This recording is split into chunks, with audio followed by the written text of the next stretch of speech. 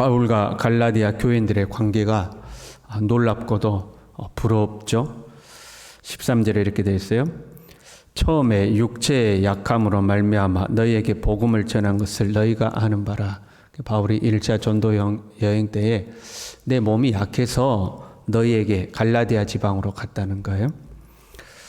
바울이 가지고 있었던 병이 무엇인지 분명하지 않죠. 어떤 사람은 안질이라고 그러고 어떤 사람은 간질이라고 그러고 확실히 알 수는 없어요. 그러나 그 병이 너무 분명했어요. 바울도 자기 자신의 병에 대해서 사탄의 사자다. 내 몸에 사탄의 사자가 있다. 그렇게 표현을 했죠. 성도들에게 시험거리인 것은 분명해요. 14절에요. 너희를 시험하는 것이 내 육체에 있으되. 성도들의 관점에서는 시험거리. 무슨 사도가 저러냐? 무슨 목사가 저러냐? 그럴 만한 것이 바울의 몸에 있었다는 거예요. 그런데 이것을 너희가 업신여기지도 아니하며 버리지도 아니하고 사도도 아니요 하고 버리지 않았다는 거예요. 오히려 바울을요 하나님의 천사와 같이 또는 그리스도 예수와 같이 영접하였도다. 놀라운 사실이죠. 만약에 여러분 목회자를요 천사처럼 대하십시오, 예수님처럼 대하십시오. 그럼 여러분 어떻게 할 거예요? 그렇게 대할 거예요? 안 할 거예요? 봐요, 대답도 안 하시잖아요. 천사처럼 대하기는커녕 오히려 그 말에 시험될 겁니다. 목사님을 천사처럼 대하래. 목사님을 예수님처럼 대하래. 지가 예수님이냐? 예수님처럼 대하게? 여러분 시험 들지 않겠어요? 간혹 보면요, 어떤 사람들은요, 목회자에게 잘해주지 말라고 이야기하는 사람들도 있습니다. 목회자에게 너무 잘하지 말아라. 목회자에게 너무 잘해주지 말아라. 그런 사람이 있어요. 그리고 그거를 정의라고 생각하기도 하죠. 우리 세상이요, 이분법적으로 세상을 바라보는 경향이 갈수록 심해지는 것 같아요. 속된 표현으로는 갈라치기라고 그러죠. 갈라서 보는 거예요. 가진 자와 가지지 못한 자, 부유한 자, 부유하지 못한 자. 근데 이거는 사실 이제 좀 애매해지긴 했어요. 가진 자와 가지지 못한 자의 기준이 어디까지일까요? 어느 정도 가지면 가진 자고, 어느 정도 가지면 가지지 못한 자고, 이 기준이 애매해졌잖아요. 그래서 신분제도가 철폐된 지가 오래됐는데 새로운 신분제도가 생겨나죠. 고용주와 피고용주. 그거는 분명하잖아요. 가진 자와 가지지 못한 자가 아니라 고용주와 피고용주. 그래서 교회에 오면 목사와 성도 이렇게 나누는 거죠. 가진 자 또는 부유한 자, 고용주 이런 사람들은 강자죠. 강자니까 나쁜 사람들이에요. 약탈자죠. 그래서 이들을 어떻게 해서든지 견제하고 감시하고 그들의 것을 빼앗아 와야 된다. 이제 이게 정의처럼 이야기되는 세상이 됐어요. 교회 안에도 그것이 그대로 들어온 거죠. 만약에 여러분 보세요. 예부 강사가 왔어요. 그래서 예부 강사가 와서 여러분 목회자에게 잘하셔야 됩니다. 그럼 여러분 어떤 마음 들어요? 맞아. 목회자에게 잘해야지. 그런 마음이 든다. 1번. 가재는 개편이라더니 또 저런 소리 한다. 2번. 여러분 몇 번이에요?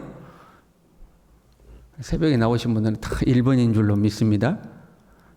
양심의 손을 좀 얹으셨는지요. 또 저런 소리 한다. 도대체 얼마나 잘하라는 거예요. 우리 마음에 슬그머니 그런 마음들이 들어왔다 이 말이죠. 편이 갈라져 있는 것. 그런데 바울과 갈라디아 교회의 관계가 특별하죠. 15절에 이렇게 돼 있어요. 너희의 복이 어디 있느냐? 너희의 복이 어디냐? 할 수만 있었더라면 너희의 눈이라도 빼어 나에게 주었으리라. 정말 놀라운 관계 아닙니까? 할 수 없어서 너희들이 안 줬지. 할 수만 있으면 눈이라도 빼줬을 것이다. 간혹요, 이제 그런 이야기를 들을 때가 있어요. 목회자들이 모였는데, 아무개 교회에 아무개 집사가 있는데, 목사님한테 그렇게 잘한다네. 아무개 교회에 아무개 권사가 있는데, 목사님한테 그렇게 잘한다네. 그런 목회자들은 그 이야기 들으면 다 어떻게 해요? 이야, 그 성도 대단한 성도다. 훌륭한 성도다. 그냥 훌륭하다고 그래요. 다 칭찬하고. 우리 교회는 그런 성도 없냐? 그리고 이제 부러워하죠. 그런데 성도들끼리 모였어요. 그럼 성도들끼리 모이면 뭐라 그래요? 성도들은 약간 비꼬아 봅니다. 저렇게까지 안 해도 되는데, 아이고, 목사님한테 딱 붙어갖고 알랑방귀나 끼고 말이야. 아이고, 뭐 나올 거 있다고 저렇게까지 한대. 이렇게 하는 거죠. 여러분, 우리 중에 눈이라도 빼어서 줄 정도로 목회자한테 잘하는 성도가 있다고 생각해봐요. 우리 교회에 그런 성도가 있다고 생각해봐요. 그럼 여러분 그 성도를 어떤 눈으로 바라볼 거예요? 참 잘한다. 나도 저렇게 해야 될 텐데. 1번, 2번. 아이고, 참 저렇게까지 할 필요 없는데. 2번. 여러분 1번이요, 2번이요? 이거 대답 안 하잖아 이제. 그게 쉬운 일이 아니다 이 말이에요. 쉬운 일이 아닌 거죠. 그런데 이 갈라디아 교인들은 바울에게 할 수만 있으면 눈이라도 빼줄 정도로 잘했다는 거예요. 천사 대하듯이 하고 예수님 대하듯이 했다는 거죠. 바울은 이 관계에 대해서 뭐라고 그래요? 너희의 복이 지금 어디냐? 어디 있느냐? 너희의 복이 지금 어디 있느냐? 그게 너희의 복이라는 거예요. 너희가 바울에 대해서 그렇게까지 한 것이 너희의 복이라는 거죠. 만약에 지금 갈라디아 교회에 이단이 들어왔어요. 율법주의 이단이 들어와가지고 지금 이단이 흔들고 있는 거잖아요. 그런데 그 이단이 흔들리는 사람이 바울이 갈라디아 교회에서 복음 전할 때 그렇게 바울을 반대하고 바울을 헐뜯고 바울을 잡아먹으려고 하고 그냥 바울이 하는 일이라면 반대하던 사람이었어요. 그럼 바울이 그 이단에 의해서 그 사람이 흔들릴 때 뭐라고 그럴까요? 바울이 너무 안타까워가지고 너희가 그러면 되냐 그러겠어요. 그냥 어쩌다가 그랬냐 그러겠어요. 지금 너희의 복이 어디 있느냐? 너희와 나와 관계가 그런 관계인 것이 너희들의 복이라는 거예요. 그렇기 때문에 너희들이 지금 이단에 공격받는 것에 대해서 바울이 애타는 심정으로 너희에게 말씀을 다시 가르치고 너희들과 내가 하나가 되어서 이단들의 공격을 극복해 갈 수 있는 거다. 이 관계가 너희에게 복이다. 그렇게 이야기하는 거죠. 사실 어떻게 보면 바울은 인간적 관계에 호소화가 있는 거예요. 너희와 내가 어떤 사이냐 이런 말이에요. 야, 너희하고 나하고 내가 어떤 사이냐. 너희가 나한테 그렇게 잘하지 않았느냐. 그런데 이제 와서 흔들리냐. 나를 비난하고 비방하는 말에 너희가 그렇게 흔들리냐. 야, 우리가 남이냐? 너희들 나한테 얼마나 잘했냐. 할 수만 있으면 눈이라도 빼줄 정도로 잘하지 않았냐. 그런데 이제 와서 너희들 흔들리냐. 지금 그 이야기거든요. 바울이 이런 인간적인 호소에 비슷한 말까지 해가면서 설득하는 것은 바울과 이 갈라디아 교인들 사이에 끼어든 이단을 물리치기 위한 거죠. 지금 이단 때문에 이런 이야기까지 하고 있는 거예요. 이단들은 바울의 사도성과 복음의 진정성을 공격했죠. 그래서 이 갈라디아서 전반부에 바울은 복음의 진정성에 대해서 그리고 자기의 사도됨에 대해서 쭉 설명했어요. 자기가 전한 복음은 내가 만들어낸 거 아니다. 예수 그리스도의 계시로 말미암은 거다. 내가 사람들하고 의논해서 만들어낸 것도 아니다. 내가 이 복음을 증거했고 교회 지도자들과 정치적으로 유명한 자들에게 개인적으로 내가 전한 복음을 다 설명해서 그들에게 내가 인정받았다. 내 복음을 인정받았다. 너희가 성령을 받은 것이 율법을 행해서 받은 거냐? 믿음으로 성령 받은 거 아니냐? 마찬가지로 믿음으로 구원 얻는 거다. 율법보다 믿음으로 의롭다함을 입는 것이 먼저였다. 아브라함을 봐라. 하나님을 믿으니 그 믿음을 의로 여기신 거 아니냐? 그 아브라함의 복이 우리에게 온 것이다. 율법은 초등교사요 후견자일 뿐이다. 이제 우리가 믿음으로 구원을 얻었으니 하나님의 자녀가 되었고 더 이상 율법의 종이 아니다. 지금 복음에 대해서 쭉 설명한 거잖아요. 그리고 다시 이 인간적인 관계를 들어서 다시 설득하는 거죠. 야, 우리가 남이냐? 우리가 그럴 사이냐? 우리가 이런 일로 서로 갈라질 사이냐? 그거 아니지 않느냐? 너희가 나를 어떻게 대했는데 너희가 그러느냐? 하고 지금 이야기를 하고 있는 거죠. 참 그러고 보면 놀라운 것은요. 바울을 천사처럼 영접했어요. 예수님처럼 영접했어요. 눈이라도 빼어줄 정도로 바울을 신뢰했어요. 그런데 이단들이 파고드니까 흔들린다는 거예요. 그렇게까지 바울을 신뢰했음에도 불구하고 이단들이 파고들면 흔들리는 거예요. 여러분 어떤 사람이 충성되고 헌신돼요? 그 충성되고 헌신되면요. 그 충성과 헌신을 받을 만한 어떤 대상이 있기 때문에 그 대상 때문에 나에게서 나온 게 아니에요. 제가 막 엄청 훌륭한 목회자여서 누군가가 나에게 충성하고 헌신하고 그런 게 아니라는 거예요. 충성과 헌신은요, 그 사람의 됨됨이에서 나오는 거예요. 그 사람이 원래 충성된 사람이고 그 사람이 원래 헌신된 사람이에요. 그래서 그 충성하고 헌신하는 거거든요. 여러분, 절을 다니더라도 그렇게 신실하게 다녔던 사람은요, 예수님 만나면요, 동일하게 신실하게 예수님을 믿습니다. 절을 다니더라도 술렁술렁 다녔던 사람은요, 예수님을 믿어도 술렁술렁 하는 경우가 많아요. 그 자신의 충성됨과 신실함에서 나온 거거든요. 그 충성됨과 신실함이 바울과의 관계에 형성되었어요. 근데 이단들이 파고들잖아요. 만약에 이단이 그 사람의 마음을 얻어내잖아요.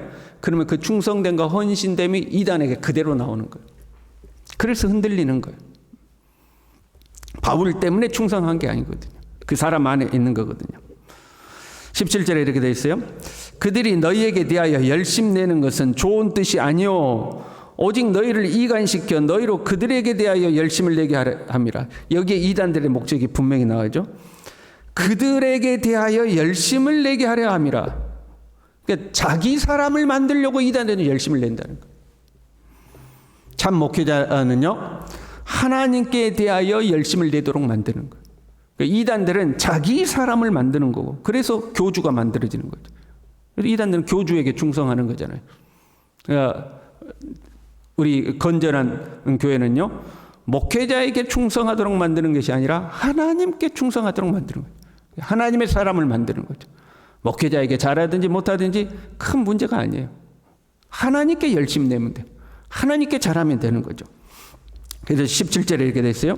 좋은 일에 대하여 열심으로 사모함을 받으면 내가 너희를 대하였을 때뿐 아니라 언제든지 좋으니라. 무슨 말이냐면 그들이, 그러니까 지금 갈라디아에 파고든 율법주의 이단들이 좋은 뜻으로 열심을 낸다면, 너희들을 하나님의 사람 만들기 위하여서 좋은 뜻으로 열심을 낸다면 내가 너희들과 함께 있든지 아니면 너희들을 떠나 있든지 언제라도 좋은 일이다. 너희들이 하나님의 사람이 된다면 얼마나 좋은 일이냐, 그런 말이에요. 그런데 그들이 열심 내는 것은 너희들을 하나님의 사람 만들려고 하는 것이 아니라 너희들을 자기 사람 만들려고 그러는 거다. 그래서 하나님과 너희를 이간질시키고 나와 너희를 이간질시켜가지고 자기 사람 만들려고 하는 것이다 하는 거죠. 여러분, 참 이 이간질이라는 것이요, 상당히 효과적인 겁니다. 사람들은 긍정적인 것을 믿으려고 하기보다 부정적인 것을 믿는 것이 훨씬 빨라요. 그래서 이간질을 하면 금방 효과가 있는 거죠. 우리 중에 만약에 이단이 들어왔어요. 목회자와 교회 지도자들을 비난하면서 이상한 이야기를 해요. 그러면 끝까지 신뢰할 수 있을까 하는 거죠. 끝까지 신뢰할 수 있을까? 만약에 어떤 이상한 사람이 들어와가지고 저를 비난한다고 해봐요. 김 목사 저거 가짜다고. 과거에 김 목사가 이런 비리도 있었고 저런 비리도 있었고 이런 못된 짓도 있고 저런 못된 짓도 했다고. 저거 목사 안수나 제대로 받았는지 모르겠다고 만약에 누군가가 그런 이야기 해요. 그럼 여러분, 그럼에도 불구하고 목회자를 신뢰하겠어요? 오메 그런 일이 있었다네 그러겠어요. 1번, 나는 그래도 끝까지 목회자를 신뢰한다. 2번, 나는 오메 한다. 여러분 몇 번이요? 끝까지 나는 목회자. 그런 소리 하지 마. 우리 목사님 그런 분 아니요. 서로 그랬다 할지라도 다 지나간 일이요. 하나님이 다 세우셨으니 그런 소리 하는 거 아니요. 1번, 2번 오메. 나는 여태껏 그런 것도 몰랐네. 2번. 여러분 몇 번일 것 같아요? 안타까운 것은요, 한 번 이단에게 흔들린 사람은요 쉽게 설득이 안 됩니다. 지금껏 경험에 의하면 그래요. 이단들이 공격할 때는요 거의 비슷해요. 갈라디아 교회처럼 두 가지를 다 공격하거든요. 교회 지도자들을 먼저 공격하죠. 지도자가 목사가 돼가지고 장로가 돼가지고. 그 첫 번째. 두 번째, 복음을 네가 배운 것은 완벽한 게 아니다. 더 새로운 걸 배워야 된다. 이렇게 똑같은 방식이잖아요. 그렇게 공격하는 것. 그래서 목회자에 대한 신뢰가 무너져 사람에게는요, 별 이야기를 해도 안 듣습니다. 그래서 이단에 빠진 사람 설득돼가지고 돌아온 사람이 거의 없어요. 본인이 가서 부딪혀보고 아이고 이 길이 아니었구나 하면 그때서나 돌아올까. 설득해서 돌아온 사람이 없어요. 목회자에 대한 신뢰도 금방 무너집니다. 왜? 이간질이 쉽게 통하거든요. 사람 부정적인 것을 믿거든요. 그럼 만약에 제가요, 만약에 막 좋은 차를 탔어요. 할렐루야. 아멘도 안 해. 좋은 차만 타도 시험된 사람 나옵니다. 아이고, 목사님이 저런 차를 탔다네. 아이고. 금방 신뢰라는 게 없어져 버려요. 신뢰라는 게. 우리는요, 바울은요, 이 진정성 있는 가르침을 다시 하는 거죠. 그리고 바울은 이들을 위해서 해산하는 수고를 다시 하겠다는 거예요. 그것이 그들의 복인 거예요. 바울이 이들을 포기해버리지 않고, 아유, 그래, 네 갈 길 가라, 나도 모르겠다. 포기하지 않고, 내가 너희를 위하여 다시 해산하는 수고를 하겠다. 그 관계가 이제 복인 거죠. 우리는 그 정도는 못 돼요. 여러분, 바울과 갈라디아 교인 관계처럼 우리가 그 정도는 아니죠. 그 정도 됩니까? 그 정도는 아니잖아요. 눈이라도 빼서 주실래요? 우리는 그 정도는 못 돼요. 그러나 오직 예수 그리스도께 붙들려서 우리는 오직 예수 그리스도께는 붙들려야 할 줄로 믿습니다. 내 안에 그리스도의 형상이 이루어지고 장성한 분량에 이르는 하나님의 사람이 되어야 할 줄로 믿습니다. 거짓 선지자들 그 말세가 되면 거짓 선지자들이 일어나서 할 수만 있으면 믿음의 사람들, 하나님께 선택받은 사람들을 흔들어 댄다고 그랬거든요. 사람 의지하지 마시고, 사람 신뢰하지 마시고, 사람 보지 마시고, 오직 예수 그리스도께 붙들려서 흔들리지 아니하고 믿음의 굳건에서는 하나님의 충성된 사람들 될 수 있기를 바랍니다. 기도하겠습니다. 하나님 아버지, 오직 예수 그리스도, 사람에게 충성하는 것도 아니요, 사람에게 열심 내는 것도 아니요, 사람에게 붙들리는 것이 아니라 오직 예수 그리스도, 오직 예수 그리스도께 붙들려서 주님의 뜻을 분별하고 주님의 인도에 순종하며 살아갈 수 있도록 주님 우리 모두를 붙들어 주시옵소서. 예수님의 이름으로 기도 올리옵나이다. 아멘.